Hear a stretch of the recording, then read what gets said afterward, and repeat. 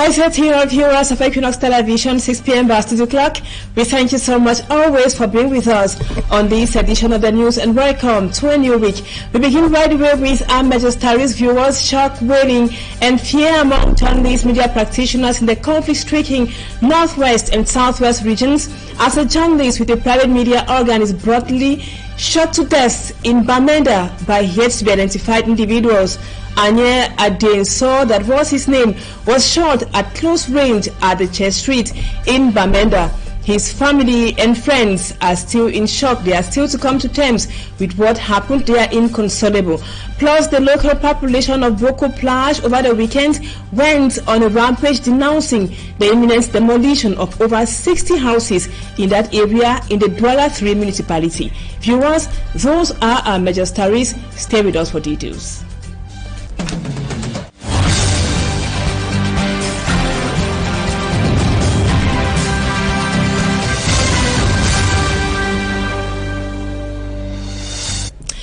Welcome back, viewers. Thank you so much for always taking the rendezvous. We begin this edition of the news on a rather sad note. Journalists in Cameroon, especially those in the northwest and southwest regions, are yet to come to terms following the killing of one of theirs, that is Anye Ndenso. We told you in the headlines that witnesses say a bullet got through his chest that was at close range around the Church Street in Bamenda following sporadic shootouts by armed men. Let's now have more with our Northwest Regional Correspondent, Bustela.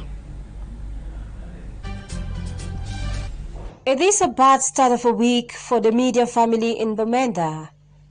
The shocking news of the killing of a journalist still overwhelms everyone. When Anye Ndenso set out last night to animate in a bar, no one imagined he would end there. He was shot through the left side of his body by gunmen. It's quite unfortunate that the region is with journalists and mourning. Anye was a gentleman, very intelligent, very humble a guy. You will not talk to him and he talk back to you. He will listen very keenly. Anye Ndenso was a journalist, passionate in sports reporting. He was reporter for some newspapers, online news sites, and regularly contributed in sports programs on radio stations in Bamenda. He also animated at bars just to make his ends meet. Few hours before his death, he collaborated in the Monday publication of the Advocate newspaper. He filed his story to be read by others, but the news of his death is what many are reading and watching on the media. He leaves behind an 11-month-old daughter, colleagues of the media, and other family to remember him. Sad incident, say indeed. And now from the northwest, we come to the southwest region, precisely in the Fakol division, where for more than 2 months now the inhabitants of Mutengene in the southwest region say they have been in total darkness. The people complain that the situation has hampered economic activities and also affected students who are preparing for end-of-course examinations. Mala Glory now takes us to a part of Mutengene which has been in darkness for several months now. Fallen and damaged electric poles with electric cables hanging on some buildings. This is one of the reasons the people of Mutengene, especially those of Treasure Island in the southwest region, have been in darkness for over 2 months. And the issue is because the light we have here is a one-phase transformer. The one-phase transformer was for people who were here maybe 3 years ago, but now the population has added and there is no increase in the transformer. They are supposed to give us maybe a 3-phase or a 2-phase or a 3-phase that can carry us. So we are suffering here. Locals complain that their numerous pleas to the electricity distribution company and the local authorities have been falling on deaf ears. We have struggled to call the ENU to see how to restore our light, but to no avail. So they discussed this issue until they went to the deal. Yes, to make a deal, know that this is what we are facing. So but then, to no avail, so we have The power outage has adversely affected economic activities and equally prevented students from effectively preparing for the end-of-year exams. We are unable to study. Exams are coming up. Exams like the HND, the GCE, we try with candles. If there are no candles, we go to neighborhoods to study. Come back very late at night, which is very, very risky for us. And the light issue has kept so many people down. Businesses, things are not moving. There are so many things that have spoiled in people's fridge because of the lights. The people call on the authorities to reinforce electric supply in the Treasure Island neighborhood in particular and Mutengene in general, whose population has increased with time. And now we take you to the nation's political capital, Yaoundé. Still on our human interest page, a fire incident which occurred at the Ligefa neighborhood has left several families homeless. The inferno took place over the weekend and resulted to enormous material damages, while the local population blame it on the low voltage and power cuts. Let's now have more with Lucille Ego is here. Wild flames consume houses in the Ligefa neighborhood in the city of Yaoundé.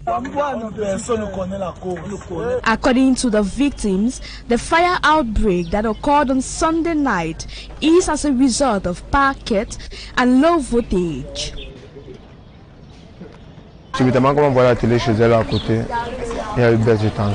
We were at our neighbor's place watching television. We noticed there was low voltage. Immediately, light went off. I heard my close neighbor shouting that there's fire at my place. I ran to our house, saw the flames in one of our rooms, got to the parlor, looked for water, but there was no water, no drop flowing from the tap. That's how we lost everything.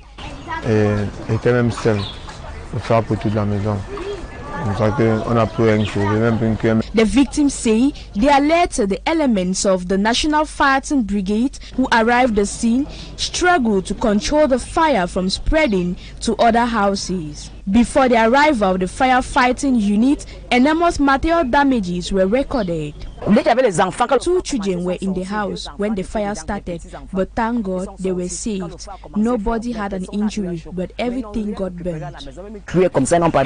Thanks to the mobilization of the population, no life was lost, but an entire compound consumed by flames, leaving the victims in an open air.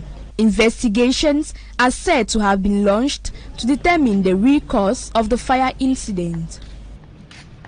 And now we come back to Douala. The local population of Boko Plateau in the Douala 3 area over the weekends took to the streets to decry the imminent demolition of their houses. The disgruntled people say they don't know why their houses have been earmarked for demolition since they are far away in the quarters. The quarter head on his part say the victim should get to the competent authorities for explanation. Let's now have more with Immaculate Fogwe.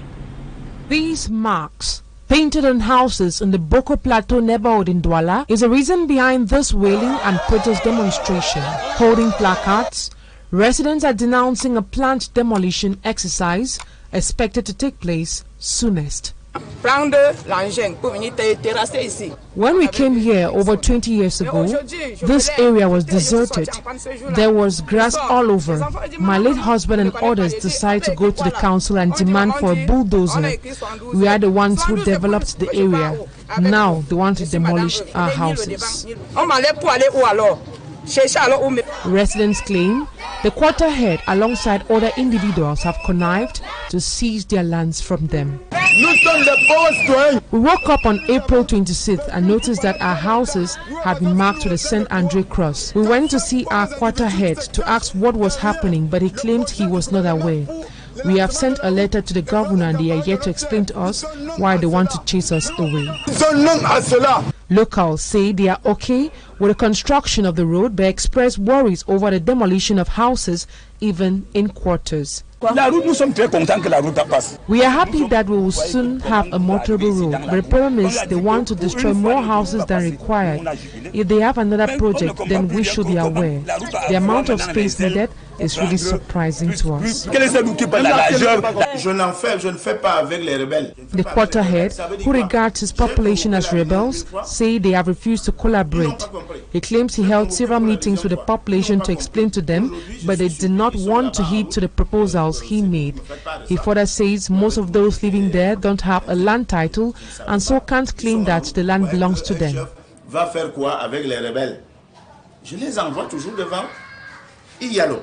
The population of Boko Plateau are urging concerned authorities not to leave them stranded with their kids. And now we talk health. The World Breastfeeding Week has been launched today across the national territory. The event took place here in Douala with calls from medical practitioners, dietitians and audio-pediatricians on the importance of breast milk and for nursing mothers to breastfeed their babies exclusively for 6 months. Innocent Aze has the details.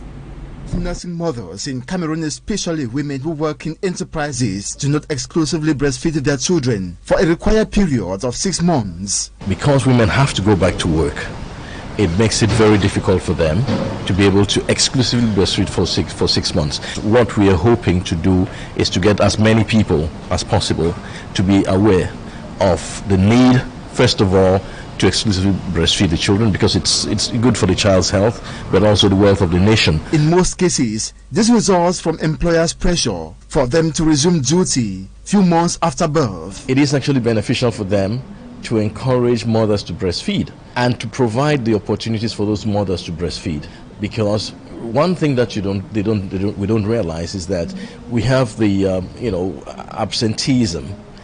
A woman is not able to concentrate on their work knowing that the child is at home and has to be breastfed. The company sees it differently. They think that, well, okay, taking time off is actually beneficial for the company. But in the long run, it is more beneficial for them to have these women breastfeed their babies, give them time for them to breastfeed, create structures. Apart from these, experts say a well breastfed child will also be a plus to employers and not just for the mother and her baby. Just the fact that a child is exclusively breastfed keeps them away from hospital. There is enough evidence to show that the child's health, a child who is exclusively breastfed actually spends less time in hospital. I mean, there's diarrhea, there's long-term illnesses like cardiovascular diseases, obesity. As well as that, there is a social aspect. There is that bonding, that family life that is important, and there are preliminary results that actually show that a child that is breastfed is actually more acceptable in the community in the long run. Professor Julius Oben, during a seminar in Douala, heads of the National Breastfeeding Week, aimed at raising awareness and encourage women to breastfeed, stressed on the danger of artificial breastfeeding. What you call milk substitutes is really something that we should not be talking about. According to him, this causes more harm than good to all the parties involved. And now, do nursing mothers actually know the importance of breast milk and also the importance of breastfeeding their babies exclusively for 6 months? Let's now listen more on the importance of breast milk, brought to us by Professor Julius Oben. He spoke to our reporter Innocent Aze. You should know that breast milk is the most complete food. There is no food that is more complete than breast milk. It has all the nutrients needed for growth. The fact that a mother breastfeeds a child, it actually leads the mother to produce certain hormones. I know I don't want to be too technical here, but there is oxytocin, prolactin, which are actually hormones produced that encourage the flow of milk. And those hormones actually help the psychology of the mother.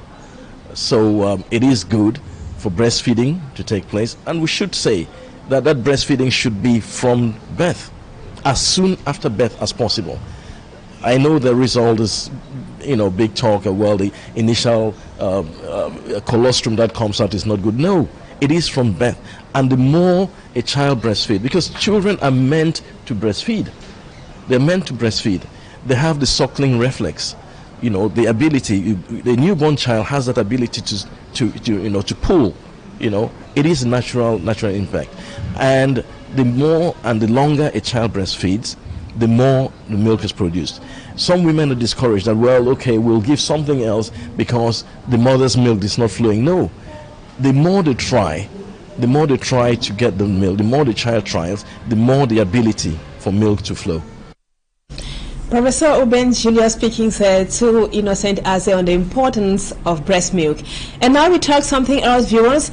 The National Syndicate of Teachers of Higher Education, SINES, says it is shameful that the government of Cameroon has not respected its promise vis-a-vis the payment of research allowances to lecturers more than 1 month after a fixed deadline. In a press briefing in Douala today, SINES says 45% of lecturers in Cameroon have not yet received their first semester research allowances. They also frowned at the situation of the dismissed Dr. Sangundi. Let's now have more with for me, Armstrong Sander. The press briefing of the National Syndicate of Teachers of Higher Education, popular by its French acronym SINES, centered on the over 15 resolutions of the 15th Ordinary Convention of the Association that ended on March 24th in Yaoundé. Among other things, SINES frowned at the situation of their colleague, Dr. Sangunde, former lecturer at the Faculty of Arts of the University of Buea, dismissed. The element that had been used according to the SINES was not the good one.